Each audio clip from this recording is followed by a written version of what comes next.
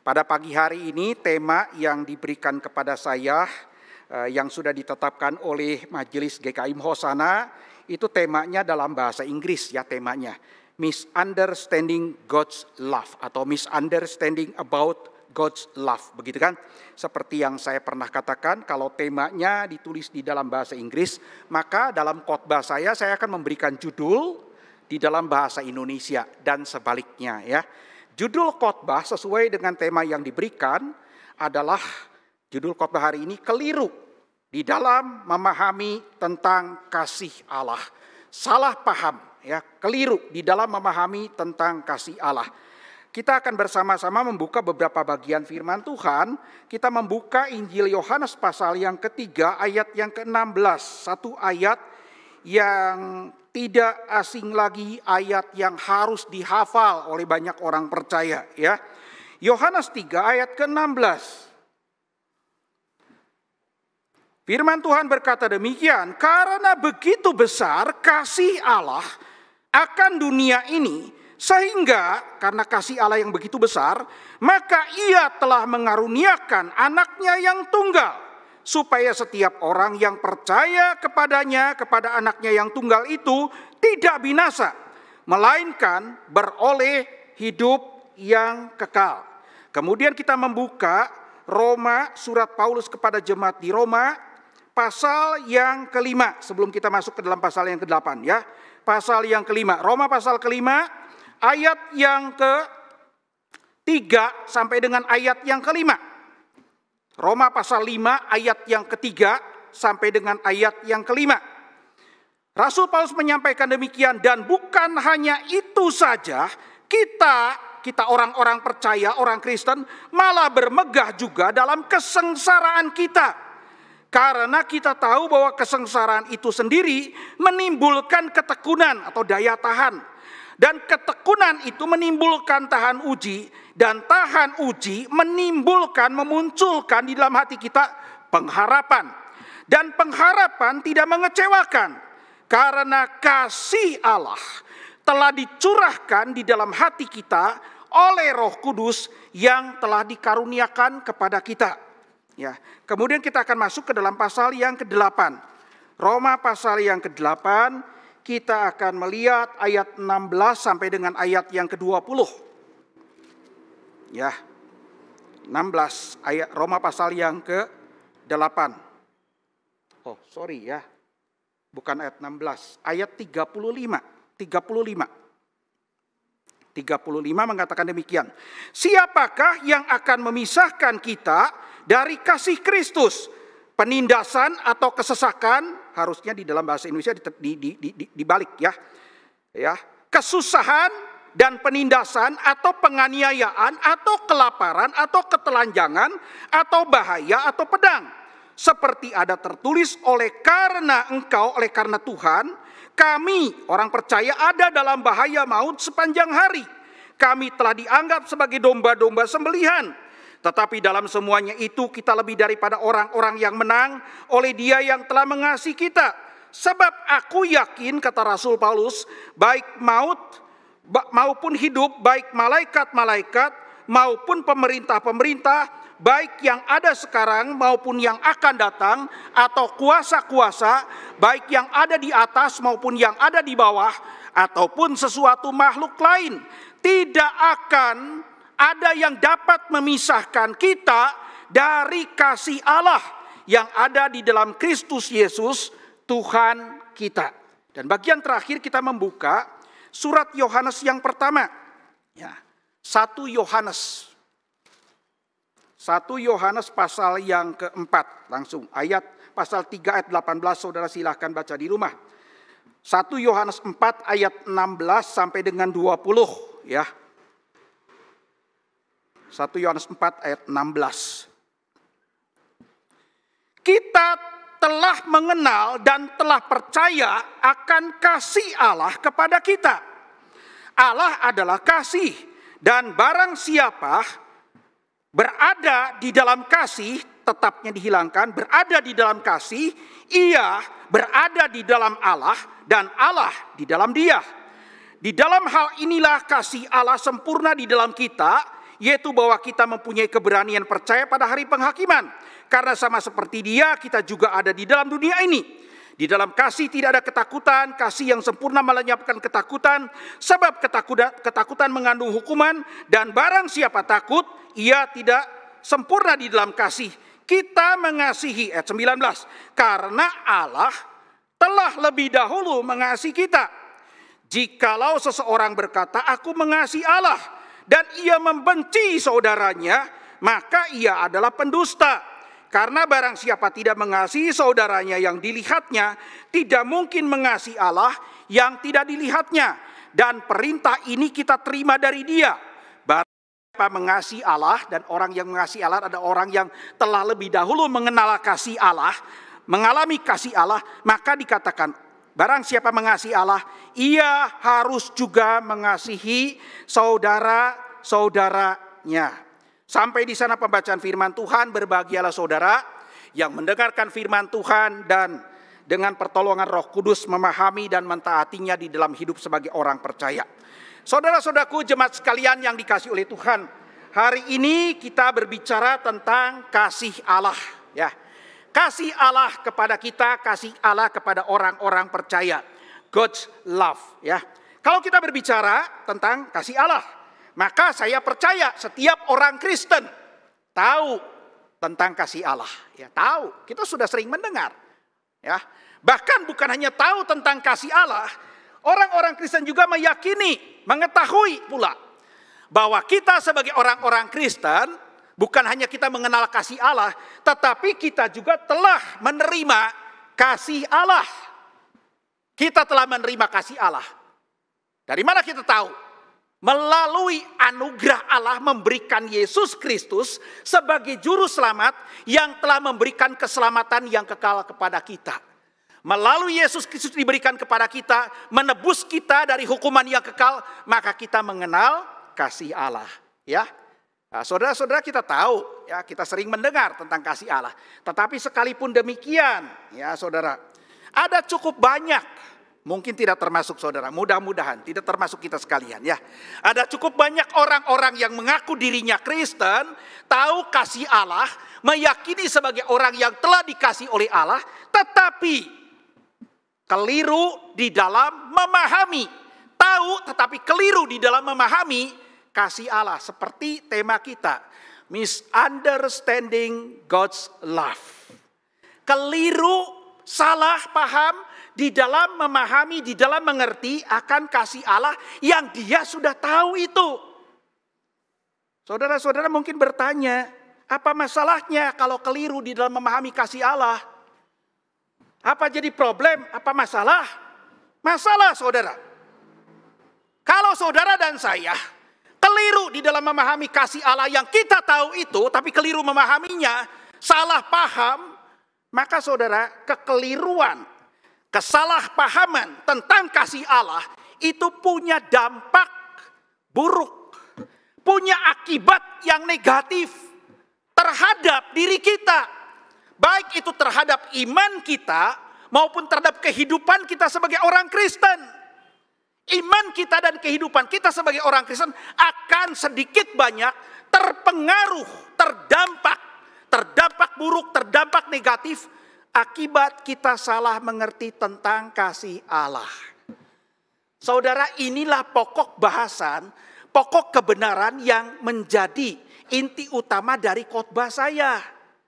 Saudara-saudara, kita tidak boleh salah mengerti tentang kasih Allah. Kenapa? Karena kekeliruan di dalam memahami tentang kasih Allah punya dampak negatif. Akibat buruk terhadap diri kita, terhadap iman kita, terhadap kehidupan Kristen kita. Saudara-saudara, kalau begitu pertanyaannya, pemahaman yang keliru, kesalahan pengertian yang keliru, yang seperti bagaimana saja, yang seperti apa saja tentang kasih Allah, yang seringkali diidap oleh orang-orang yang mengaku Kristen. Banyak orang mengaku Kristen mengidap kesalahan pengertian tentang kasih Allah. Pertanyaannya apa saja? Waktu saudara saya mempersiapkan khotbah ini, saya mencoba meneliti satu persatu, ternyata cukup banyak. Cukup banyak. Tapi kan tentu saya tidak mungkin saudara sampaikan, saya uraikan semuanya di dalam khotbah yang terbatas ini. Maka saya komitmen hanya pilih 2 saja. Hanya pilih 2 saja yang kemungkinannya itu diidap oleh orang Kristen cukup menonjol, cukup banyak.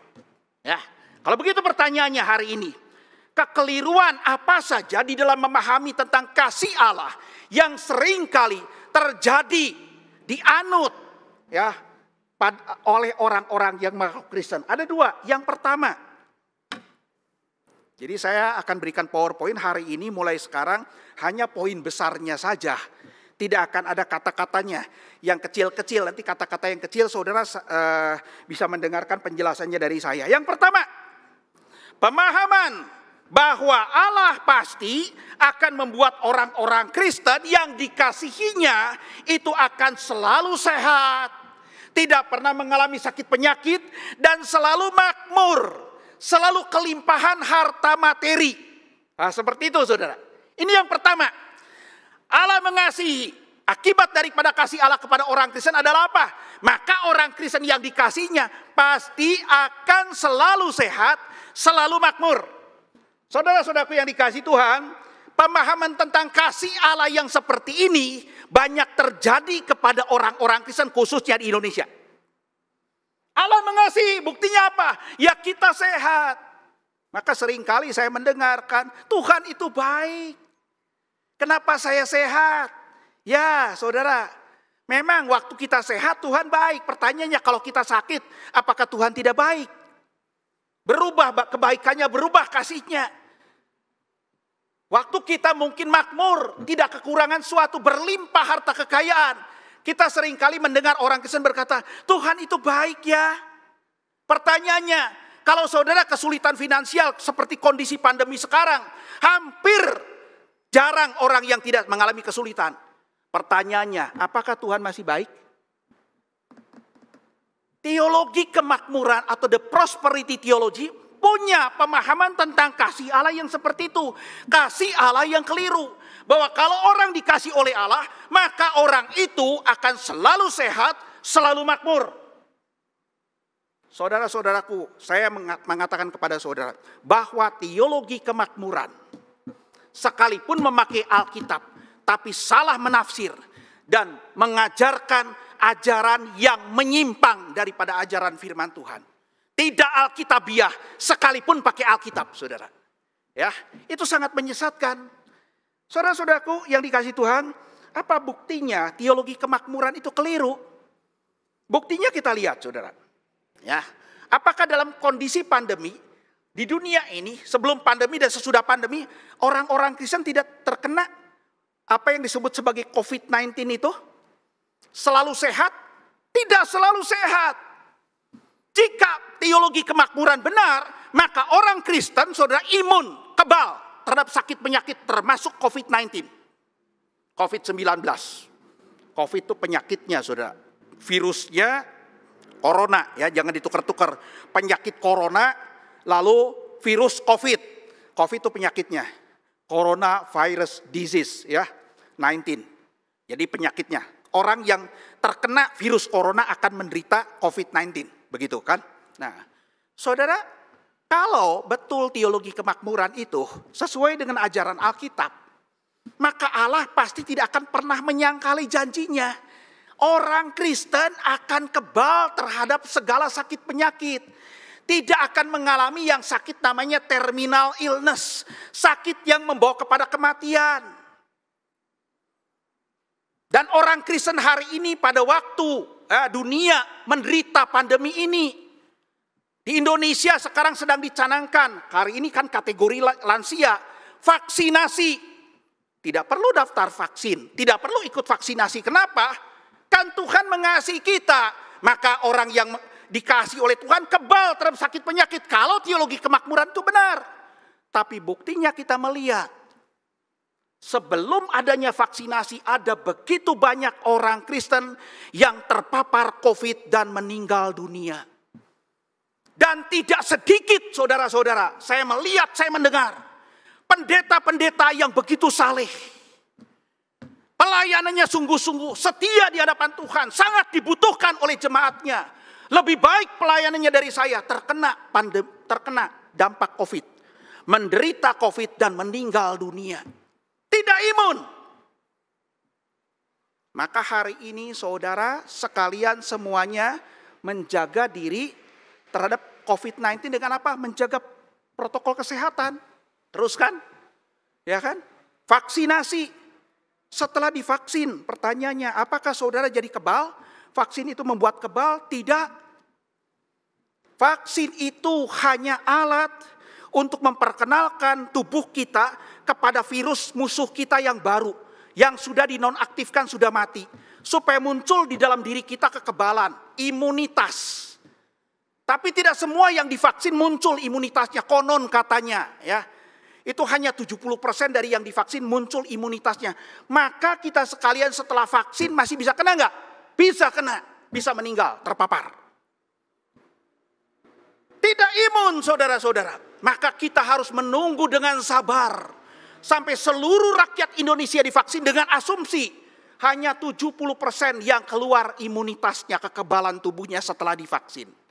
Ya, 2 kali kan setelah divaksin tunggu masa imunitasnya muncul, ada yang 14 hari, ada yang 28 hari. Ya kan? Dengan asumsi apa? Hanya 70% nanti yang keluar antibodinya dan memprotek yang 30% yang tidak keluar. Saudara, fakta membuktikan ternyata orang Kristen yang dikasihi oleh Allah tidak kebal terhadap sakit penyakit. Lagi pula saudara-saudara, jika betul teologi kemakmuran itu mengatakan bukan hanya orang Kristen yang dikasihi oleh Allah akan selalu sehat, tapi juga akan selalu makmur. Maka saudara-saudara, orang-orang Kristen yang paling saleh, yang paling melayani Tuhan, yang paling dedikatif di dunia ini, pasti akan menjadi orang-orang terkaya di dunia. Betul tidak? Iya kan? Kan orang yang dikasih Allah buktinya apa? Sehat dan makmur. Maka yang paling saleh, yang paling beriman, yang paling dedikasinya besar terhadap pelayanan, dia pasti akan menjadi orang yang paling kaya di dunia ini. Pertanyaan saya, orang-orang yang paling kaya di dunia ini apakah orang Kristen? Atau orang yang non-Kristen? Kalau kasih Allah dibuktikan harus ditunjukkan melalui kekayaan, kemakmuran, pasti orang Kristen akan paling kaya. Pertanyaannya hari ini, apakah orang yang paling kaya di dunia ini adalah orang Kristen? Saudara, saya akan sedikit memperkenalkan kepada saudara ya, beberapa orang yang paling kaya di dunia, 3 aja ya. Oke, ini siapa saudara? Jeff Bezos ya. Ini orang yang paling kaya di dunia ini hari ini. Usianya 57 tahun. Itu founder, pendiri, dan sekarang CEO ya dari Amazon Company atau Amazon.com. Itu satu online store terbesar di dunia dan yang pertama. Ya, kita tahu kan sekarang di Indonesia ada Tokopedia, ada Lazada, ada Shopee, terus di TV dan sebagainya. Ini Amazon.com itu yang terbesar di dunia. Saudara, berapa kekayaannya? Itu sekarang kurang lebih itu naik turun ya, dalam waktu hitungan hari itu naik turun 187 miliar dolar. Itu kalau dikurs ya kan, juta nolnya 6, miliar nolnya 9, kalau triliun nolnya 12. Kalau dikurs ini dalam 187 miliar dolar saudara, kalau dikurs ke Indonesia itu 2.600 sekian triliun rupiah. 2.600 sekian triliun rupiah. Itu kekayaannya lebih daripada cadangan devisa satu negara seperti Indonesia, saudara. Apakah dia orang Kristen? Tidak jelas dia orang Kristen. Bahkan sangat mungkin tidak pernah dicatat, saudara, agamanya apa. Ya, mungkin saudara berkata, di Amerika kan latar belakangnya kekristenan. Mungkin kalau waktu menikah dia di gereja. Betul nggak? Tapi tidak dicatat dia punya kontribusi terhadap pelayanan, involved dalam pelayanan apa-apa, apalagi memberi sumbangsih yang besar. Tidak. Dan dari kehidupannya kita tahu, saudara. Kita tahu, saudara nanti bisa baca. Dia bukan orang Kristen. Ini yang pertama. Kedua, ini bersaing terus. Namanya, Loh, kok hilang ya? Oh. Yang keduanya hilang, saudara. Yang keduanya namanya Elon Musk. Ya, Elon Musk itu harta kekayaannya $166 miliar. Siapa Elon Musk, saudara? Ini saya sebetulnya sudah buat tampilan, tapi rupanya nggak bisa ditampilkan di situ. Ya, hilang. Formatnya berbeda. Dia adalah seorang yang berusia 47 tahun, saudara. Elon Musk, CEO daripada Tesla Company, Tesla Motors, yang memproduksi mobil yang paling canggih, autopilot, yang pernah dikhotbahkan oleh saudari Deborah. Kekayaan, bahkan waktu bulan Februari yang lalu itu Jeff Bezos tersalib oleh Elon Musk, saudara. $200 miliar. Tapi sekarang menjadi $166 miliar. Dalam waktu 1 bulan, karena sahamnya turun, maka turun kekayaannya 388 triliun rupiah. Tapi dia tenang-tenang saja. Kenapa? Harta kekayaannya kalau dikurs itu sekitar 2.300 triliun rupiah. Apakah orang Kristen? Bukan orang Kristen. Dia kawin berkali-kali, bercerai juga berkali-kali, saudara. Tidak dicatat. Masih muda. Dan saudara harus tahu, saudara, ini Bill Gates yang pernah lama menjadi orang nomor 1 di dunia yang terkaya. Sekarang keberapa, saudara? Keempat. Ketiganya itu Bernard dan Arnault dan sebagainya, itu keluarga, ya. Kekayaannya berapa, saudara? 123 miliar. Sekitar 1.700 triliun rupiah. Bukan orang Kristen. Jadi saudara-saudaraku yang dikasih Tuhan, pertanyaannya, di mana teologi kemakmuran? Mendapatkan realisasinya. Kalau betul teologi kemakmuran itu benar sesuai dengan ajaran Alkitab, bahwa kasih Allah kepada orang yang dikasihnya pasti akan membuat selalu sehat dan selalu makmur, maka saya mengatakan bukan hanya 3 besar, 5 besar, 1000 besar orang terkaya di dunia pasti orang Kristen. Tetapi saudara-saudara, kita melihat fakta, realitas menunjukkan sebaliknya. Justru seringkali orang-orang Kristen yang begitu mengasihi Tuhan, yang sangat setia, yang sangat beriman, mengalami berbagai macam penderitaan, kesusahan, kesengsaraan, sakit, penyakit, dan bahkan kematian di dalam dunia ini. Saudara-saudaraku, pertanyaannya, apakah dampak buruk dari salah paham yang pertama terhadap kasih Allah? Apa dampak buruknya? Teologi kemakmuran mengatakan orang yang dikasihi Allah selalu sehat dan selalu makmur. Apa dampak buruknya bagi kita?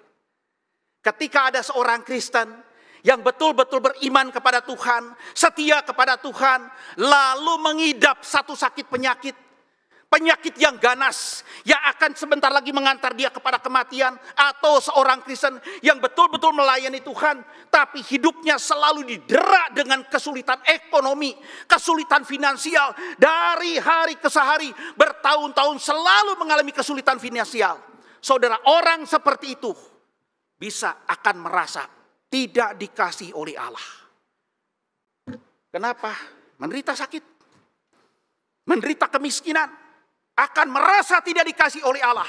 Atau kalau orang lain yang melihatnya, orang lain akan mencap, akan menilai, akan menganggap dia sebagai orang yang tidak dikasih oleh Allah. Sangat merugikan terhadap iman dan terhadap kehidupan kita sebagai orang Kristen. Saudara-saudaraku yang dikasih Tuhan, kita melihat bahwa berdasarkan Roma pasal yang ke-8, ketika Paulus mengatakan, dia berkata, adakah sesuatu di dalam dunia ini, orang-orang Kristen sebagai orang-orang yang dikasihi oleh Allah, orang-orang yang telah mengalami kasih Allah, yang kemudian terpisahkan dari kasih Allah, bisa memisahkan kita daripada kasih Allah? Rasul Paulus memakai kata kita, lalu kemudian dia menyebutkan berbagai macam hal yang buruk. Hal yang buruk yang bisa dialami oleh kita sebagai orang Kristen, yaitu apa? Kesusahan, kesengsaraan, penindasan, penganiayaan. Lalu dikatakan apa? Pencobaan dari roh-roh jahat dan bahaya, dikatakan bahaya maut sepanjang hari. Dan sampai dengan akhirnya kematian itu sendiri. Saudaraku yang dikasih Tuhan, orang Kristen adalah orang yang dikasih oleh Allah. Tapi bukan berarti kasih Allah bisa meniadakan sama sekali, menjauhkan sama sekali orang Kristen daripada segala hal yang buruk. Masih bisa mengalami penganiayaan, masih bisa mengalami tribulation, ya, segala macam kesengsaraan, termasuk kesulitan finansial. Masih bisa mengalami apa? Penganiayaan dan pencobaan, bisa bahkan mengalami bahaya maut. Bukan cuma sekedar bahaya yang mengancam dirinya, bahaya yang akan mengancam, membawa dia kepada kematian. Bahkan Paulus mengatakan kematian itu sendiri bisa dialami. Saudaraku yang dikasihi Tuhan, kalau begitu pertanyaannya, kalau Paulus mengatakan tidak ada segala sesuatu pun yang buruk yang Tuhan izinkan, Tuhan perbolehkan, memisahkan kita dari kasih Allah. Bukti kasih Allah masih bersama dengan orang percaya ketika orang percaya ditimpa oleh berbagai hal yang buruk yang masih terjadi. Buktinya di mana? Roma pasal ke-5 menjelaskan, ya, secara manusia, kita sekalian, termasuk saudara saya, karena kita manusia normal. Kalau kita diberikan kesengsaraan terus-menerus, kesusahan terus-menerus, secara natural kita akan kecewa terhadap Tuhan. Betul nggak? Betul nggak? Kalau terus-menerus kita dihimpit oleh kesulitan, kesengsaraan, kita akan mengeluh kepada Tuhan. Bahkan kita mungkin menghujat Tuhan dan meninggalkan Tuhan kalau berdasarkan kekuatan kita. Seringkali kan kita berkata, oh kita telah lihat, kita teladan Ayub tuh. Dalam satu hari keluarganya habis semua, mati semua. Dia masih percaya kepada Tuhan. Dalam satu hari harta kekayaannya habis semua, dirampok. Hari kedua apa yang terjadi? Seluruh kesehatannya hilang, dirampas oleh si jahat iblis. Tapi dia masih percaya kepada Tuhan. Saudara-saudara, kalau kita diberikan pencobaan seperti Ayub, saya yakin kita sekalian saudara dan saya akan menghujat Tuhan. Mengutuki Tuhan. Berdasarkan natur kita. Ayub bisa seperti itu karena apa? Allah mengasihi dia. Tuhan perbolehkan segala hal yang buruk menimpa Ayub, tapi dipelihara imannya. Demikian pula orang percaya. Secara natural kita mungkin tidak akan bertahan menghadapi penderitaan. Kita tidak akan bertahan. Tetapi saudara-saudara, karena kasih Allah yang tidak mungkin dipisahkan dari hidup kita, kalau Tuhan izinkan kita mengalami kesengsaraan, maka yang dikatakan Roma pasal ke-5 dikatakan apa? Kita akan bertekun. Kita akan bertahan. Bertahan tetap beriman, bahkan tetap mengasihi Tuhan, tetap melayani Tuhan, punya pengharapan. Kenapa itu semua bisa terjadi? Masih ada pengharapan, masih ada iman, masih ada ketekunan. Sekalipun penderitaan itu terjadi. Karena Rasul Paulus mengatakan apa? Kasih Allah melalui Roh Kudus dicurahkan di dalam hati kita. Kasih Allah itu yang menguasai hati kita, yang memberikan kepada kita kekuatan untuk bertahan di dalam iman karena Tuhan. Jadi saudara-saudara, di mana tempat daripada teologi kemakmuran? Tidak ada. Ini kesalahpahaman yang pertama. Ya. Kesalahpahaman yang kedua. Kedua, yang terakhir, saudara. Ya. Kesalahpahaman yang kedua adalah salah paham dengan memahami bahwa pemahaman bahwa kasih Allah yang dialami oleh orang-orang Kristen, mungkin juga ada di antara saudara, kita meyakini Allah mengasihi saya. Ya, kasih secara personal yang berkaitan dengan relasi saya, relasi vertikal, personal. Allah mengasihi saya adalah orang yang dikasihi oleh Allah. Tetapi pemahamannya kemudian apa, saudara? Mengatakan demikian, boleh kita sebagai orang yang sudah dikasihi oleh Allah, lalu kemudian tidak punya dampak, tidak punya pengaruh, tidak punya bukti dalam relasi kita dengan orang lain. Boleh tidak ada buktinya. Saudara-saudara, inilah yang di-counter, yang dikoreksi, yang diedukasi oleh surat 1 Yohanes. Saudara-saudaraku yang dikasihi Tuhan, pertanyaannya ya. Oke, sorry. Udah habis ya, salah pijit. Saudara, apa akibat buruk dari pemahaman yang seperti itu? Akibat buruk dari pemahaman yang seperti itu. bahwa kasih Allah kepada orang Kristen boleh tidak ada dampaknya terhadap orang-orang lain. Apa dampak buruknya? Dampak buruknya adalah ketika kita menjadi orang Kristen dan kita meyakini sebagai orang yang sudah diselamatkan, diberikan anugerah, diberikan kasih Allah, kita merasa tidak punya kewajiban, tidak punya keharusan untuk bisa mengasihi orang lain. Kenapa? Ya boleh nggak ada dampak.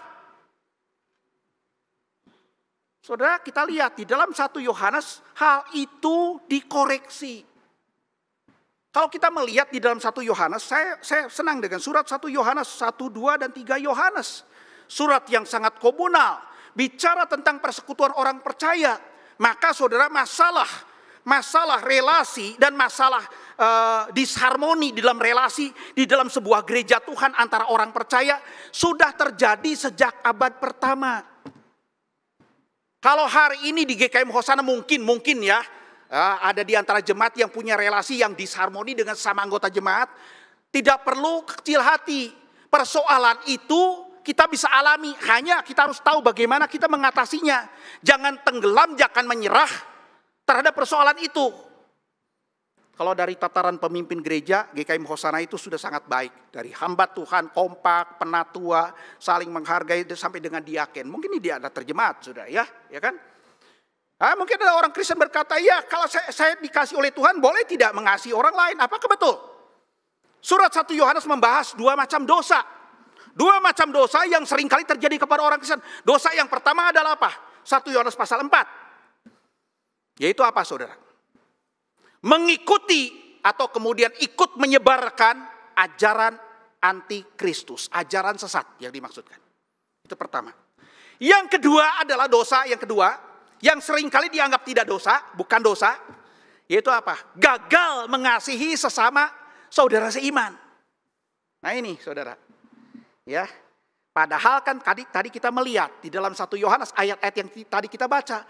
Allah telah lebih dahulu mengasihi kita. Dan kasih Allah yang lebih dahulu membuat kita menjadi orang yang dikasihi. Itu akan membuat kita mengasihi Allah. Akan ada dampaknya. Lalu kalau dikatakan kita bisa mampu mengasihi Allah, buktinya apa? Kan Allah tidak kelihatan. Kita akan mengasihi saudara-saudara kita yang kelihatan. Barang siapa mengatakan dirinya mengenal Allah, sudah tinggal di dalam Allah, mengenal kasih Allah, maka dia akan mengasihi saudara-saudaranya. Itu dampaknya pasti ada. Kelihatan. Saudara, pertanyaannya, kalau berbicara tentang kasih kepada sesama saudara seiman, mungkin saudara berkata, waduh ini yang paling sulit. Saya juga mengakui saudara, sulit. Maka oleh karena itu, kalau kita membaca lebih teliti, saya mencoba meneliti saudara. Ternyata 1 Yohanes itu membahas ada 2 macam kasih.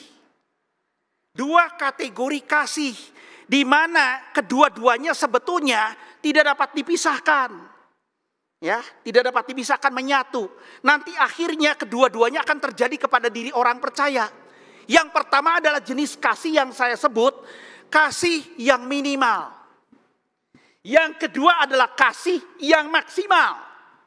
Apa maksudnya kasih minimal, kasih maksimal? Di antara kasih minimal dan kasih maksimal ada sebuah ruang. Ruang yang saya sebut pertumbuhan iman dan kemudian apa? Adanya kemampuan material. Munculnya kemampuan material yang disertai dengan pertumbuhan iman. Sehingga dari kasih minimal, nanti pada akhirnya orang melalui kemampuan material yang dilandasi dengan pertumbuhan iman akan bisa melakukan kasih yang maksimal. Gak mengerti ya? Saya jelaskan. Kasih yang maksimal itu adalah kasih yang aktif. Yang dijelaskan berulang-ulang. Ketika melihat saudara seiman yang lain yang sedang kesusahan dalam kondisi membutuhkan sesuatu, maka orang Kristen yang mampu akan melakukan kasih yang aktif dan maksimal. Memberikan pertolongan, memberikan hidupnya, memberikan bantuan. Itu kasih yang aktif. Maksimal selalu kasih yang aktif. Memang untuk bisa melakukan kasih yang maksimal, yang sifatnya aktif, sebuah pemberian, tidak serta-merta ketika kita baru jadi orang Kristen semua bisa melakukan. Tadi saya mengatakan perlu pertumbuhan iman. Saudara, di mana buktinya? Ada buktinya di Alkitab. Jemaat 1 Korintus dicatat, jemaat Korintus dicatat di dalam 1 Korintus adalah jemaat yang kaya secara materi. Kaya raya secara materi. Tapi waktu mendengar saudara-saudaranya di Yerusalem, jemaat di Yerusalem kesusahan, kemiskinan, Paulus menghimbau mereka untuk bantu dong. Yo, bantu tolong. Sebagai wujud kasihmu, mereka tunda-tunda terus. Sampai muncul 2 Korintus pasal 8 mengatakan kamu sudah lama menunda-nunda bantuan. Kenapa sih? Mampu bantu tapi nggak mau bantu. Kuncinya pasal 3, 1 Korintus pasal 3. Karena mereka terus-menerus tidak bertumbuh. Terus jadi bayi rohani dari sejak mereka percaya kepada Kristus. Saudara, kemampuan memberikan kasih yang aktif, yang dikatakan kasih maksimal, itu bisa terjadi kalau terjadi pertumbuhan iman, menjadi semakin dewasa. Oh, saudara berkata, ya kalau begitu aman dong, saya belum bertumbuh juga gak mampu secara materi. Apakah boleh saudara tidak mengasihi? Ada kasih yang minimal. Kasih yang minimal ini adalah kasih yang pasti mampu dilakukan oleh semua orang percaya. Kalau betul dia ada sudah diselamatkan. Pasti mampu. Karena Tuhan berikan kemampuan, berikan hidup baru. Mampu melakukan kasih yang minimal. Kasih yang minimal seperti apa saudara? Kasih yang sifatnya pasif. Kasih yang sifatnya pasif itu yang seperti apa? Dijelaskan. Yang di counter, yang dikoreksi di dalam 1 Yohanes adalah apa? Tidak membenci saudara seiman. Kalau saudara, ketika saudara jengkel dengan orang lain, sesama saudara seiman, saudara disakiti berulang-ulang, sakit hati, ya kan, sakit hati, tapi saudara sampai kemudian tidak bersedia di dalam hatimu untuk tidak benci, saudara sudah pada tahap melakukan kasih minimal yang sifatnya pasif. Saudara begini kan, mungkin saudara berkata, ya orang itu terus menyakiti saya, gimana saya nggak benci? Kan seringkali kita mendengar ya, ada orang berkata begini, ya, oke, kamu jangan sakit hati. Mungkinkah saudara orang Kristen yang disakiti tidak sakit hati? Kelihatan nasihat itu nasihat yang rohani, tapi tidak manusiawi sebetulnya. Kalau saudara dipukul, merasa nggak sakit, mungkin nggak? Boleh nggak sakit? Sakit. Rasa sakit itu adalah karunia Tuhan terhadap jiwa kita, terhadap tubuh kita. Betul nggak? Untuk merasakan sesuatu yang nggak beres. Kalau saudara kehilangan rasa sakit, itu berbahaya. Ya kan? Sering kalau orang berkata, jangan sakit hati. Nggak bisa saudara. Kalau disakiti masih sakit hati. Yang benar adalah apa? Boleh sakit hati. Boleh jengkel. Tapi jangan sampai membenci apalagi membalas. Membalas kesalahan. Ya kan? Jadi saudara-saudara, 1 Yohanes mengatakan oke. Ya, kalau kamu belum mampu melakukan kasih yang maksimal. Kasih yang aktif. Sekarang yang minimal. Yang pasti bisa dilakukan oleh orang percaya. Orang percaya pasti mampu melakukannya. Tinggal mau atau tidak. Kasih minimal. Ya, sakit hati tapi nggak benci. Dari mana 1 Yohanes mengidentifikasi, oh ada orang Kristen membenci sesamanya dari mana? Suka mencela. Ya, suka menghakimi. Terus apa saudara? Bahasa hukumnya melakukan pencemaran nama baik.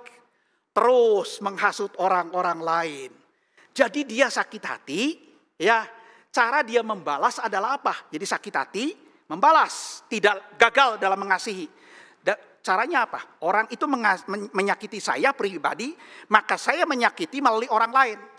Maka dihasutnya orang-orang lain tentang dia, dicelaknya dia melalui orang-orang lain. Saudara melakukan, kalau saudara bisa melakukan seperti itu, hati-hati ya. Saudara melakukan seperti itu, persis saudara melakukan apa yang dilakukan oleh iblis atau setan. Saudara, setan disebut iblis. Dalam bahasa Yunani adalah diabolos. The devil. Itu berasal dari kata kerja diabalo. To accuse, to slander. Artinya apa, saudara? Menuduh, terus mencela, menuduh, terus. Bahasa Sundana ngagorengkeun terus kemana-mana. Begitu kan? Pertanyaannya, kalau saudara lagi jengkel sama seseorang, disakiti terus, kan gak boleh balas. Gak boleh mencela. Apakah saudara pendam? Habis Pak, saya jengkel Pak. Betul gak? Bisa kan jengkel kan? Tapi membenci gak boleh. Mencela apalagi gak boleh kan? Ya, mencela. Sekarang saya pengennya apa? Kalau dipendam kan bisa jadi penyakit. Penyakit jantung, hipertensi dan sebagainya. Saya ingin curhat. Curahan hati dikeluarkan. Saudara boleh gak curhat atas kejengkelan seseorang? Boleh. Kepada siapa saudara curhat? Kalau saudara jengkel sama seseorang. Saya juga sering kali saudara jengkel ya. Tapi saudara tidak tahu kan. Saya tidak ngomongin orang-orang yang jengkel kepada orang lain. Enggak saudara. Tidak. Karena saya tahu firman Tuhan. Saya harus bisa melakukan minimal. Kasih yang minimal. Tidak menghasut, tidak mencela. Saya curhat kepada pasangan saya, kepada istri saya. Selalu. Cukup istri saya mendengarkan. Ya, suami kepada istri, istri kepada suami. Sudah cukup di situ saudara. Curhat. Aduh saya tuh lagi jengkel sama ini orang, cerita-cerita. Udah setelah itu plong. Udah. Saudara jangan teruskan. Mungkin saudara berkata, iya Bapak enak punya pasangan, punya teman hidup. Saya kan belum bersuami atau saya belum beristri, kepada siapa saya curhat. Mungkin saya jengkel pada seseorang. Bisa, kan di sini ada para pendeta, saudara. Curhat, pilih salah satu pendeta yang saudara percayai. Ajak konseling untuk bicara. Curhat di situ cukup kepada satu pendeta. Mungkin satu kali nanti akan ada datang kepada saya, ya kan kemudian berkata, Pak Antoni saya ingin konseling, ya oke. Mengungkapkan kejengkelan terhadap seseorang, saya akan tanya, sudah keberapa orang engkau mengatakan mencela orang itu? Kalau saudara berkata begini, Bapak adalah orang yang pertama yang saya curhati, yang saya keluhi tentang orang itu, dan akan jadi orang terakhir. Saya akan dengarkan. Tapi kalau ditanya nih, sudah keberapa orang? Oh Pak, Bapak ini adalah orang yang ke-1001 dan bukan orang terakhir. Saudara, saya akan mengatakan kepada saudara, bukan orang itu yang terlebih dahulu harus bertobat. Engkau yang harus bertobat. Karena engkau melakukan pembunuhan melalui kebencianmu. Ya saudara, kasih yang minimal ini mampu kita lakukan. Saudara-saudaraku yang dikasih, bagaimana caranya kemudian kalau misalnya ya ada orang yang dekat dengan kita, sesama pelayan, sesama orang yang bersama dengan kita melayani Tuhan, kemudian selalu mencela orang. Kalau saudara mengasihi dia ada dua hal. Saudara mengasihi dia juga mengasihi saudara, mengasihi diri saudara. Ada dua hal yang bisa dilakukan. Saudara beritahu, peringatkan dia supaya dia berhenti. Kedua adalah apa? Kalau saudara mendengar orang suka mencela orang lain, semua dicela. Saya pernah saudara, ini gereja lain. Itu semua pendeta dicela oleh dia. Bahasa Sundanya dia pakai bahasa Sunda. Oh, nu balik hamba Tuhan. 17 orang hamba Tuhan, masa nggak ada yang benar, saudara? Berarti dia yang benar, nggak benar. Wah, saudara saya berkata, yo yang harus bertobat, begitu kan? Kan? Bagaimana saudara? Peringatkan dia. Wah, nggak berani Pak, nggak berani. Saudara, pepatah mengatakan apa? Kalau saudara bergaul dengan penjual parfum, saudara akan kecipratan. Wangi parfumnya, tubuhmu akan menjadi wangi parfum. Tapi saudara bergaul dengan orang yang penjual ikan asin. Lama terus bergaul. Saudara akan tubuhmu bau ikan asin. Betul tidak? Mazmur pasal 1 ayat 1 dan 2 mengatakan apa? Berbahagialah, artinya orang yang berkenan di hadapan Tuhan, diberkati oleh Tuhan maka berbahagia. Orang yang tidak berjalan menurut nasihat orang jahat. Orang yang tidak berjalan menurut nasihat orang fasik. Yang tidak berdiri di jalan orang berdosa. Yang tidak bergaul, tidak duduk dalam kumpulan orang yang suka mencemooh. Tapi yang kesukaannya adalah firman Tuhan, Taurat Tuhan, merenungkannya siang dan malam. Saudara-saudaraku yang dikasihi Tuhan, Ini adalah berita Alkitab, pengajaran Alkitab. Bahwa orang Kristen adalah orang yang dikasihi Allah, ya. Tapi jangan salah paham bahwa kita tidak perlu mengungkapkan bahwa kita sebagai orang Kristen yang dikasihi oleh Allah melalui dampak kita dalam relasi kita terhadap sesama kita. Ada kasih maksimal yang kita bisa lakukan. Kalau saudara diberkati oleh Tuhan, sudah bertumbuh dalam iman, lakukan kasih yang maksimal, memberi bantuan kepada orang lain. Tapi kalaupun saudara baru percaya, masih belum bertumbuh, saudara bisa melakukan kasih minimal. Belajar jangan membenci, belajar jangan mencela, belajar jangan menghasut orang lain. Di situ saudara sudah melakukan kasih dalam bentuk pasif, dalam bentuk minimal. Biarlah kiranya kebenaran firman Tuhan boleh menjadi berkat bagi kita. Mari kita berdoa. Terima kasih Tuhan untuk kebenaran firman-Mu yang Kau telah ajarkan kepada kami. Di dalam segala keterbatasan, kelemahan, ketidakmampuan hamba-Mu, biarlah Engkau akan memberkati dan menyempurnakan kebenaran firman Tuhan yang sudah disampaikan. Berkati jemaat Tuhan dalam iman mereka, dalam kehidupan mereka, dalam pelayanan mereka sebagai orang Kristen, khususnya di tengah-tengah kondisi yang sulit, pandemi masih berlangsung. Tuhan kuatkan, Tuhan pelihara mereka. Di dalam nama Tuhan Yesus Juru Selamat kami yang hidup, kami berdoa. Amin. Tuhan memberkati.